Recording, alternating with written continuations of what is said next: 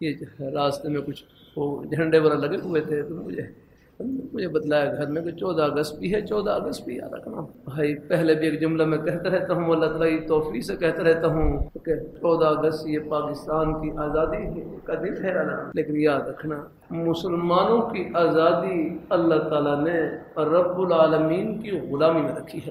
ہاں یہ ہے مسلمانوں کی آزادی اللہ تعالیٰ نے رب العالمین کی غلامی میں رکھی ہے۔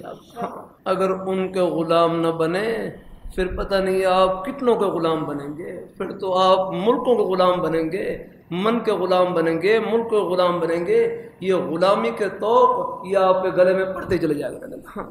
اللہ تعالیٰ اپنی مہربانی فرمائے، اللہ اپنی بارگاہ مقبول فرمائے۔ ہاں صحابہ کرام نے رب العالمین کی غلامی اختیار کی، اللہ نے قیصر و کسریٰ کے خزانے مسجد نبی شریف کے اندر ان کے قدموں میں لا کر ڈھیر لگا دیا۔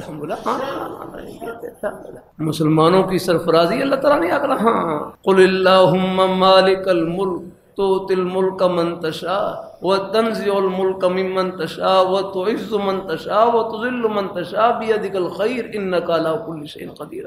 سدا بادشاہی سونے رب دی، لکھا ہوتا ہے بعض جملہ لکھا ہوتا ہے بعض سواری کے پیچھے، سدا بادشاہی سونے رب دی، سدا بادشاہی تو انہی کی اللہ، بادشاہی تو انہی کو سکتی اللہ۔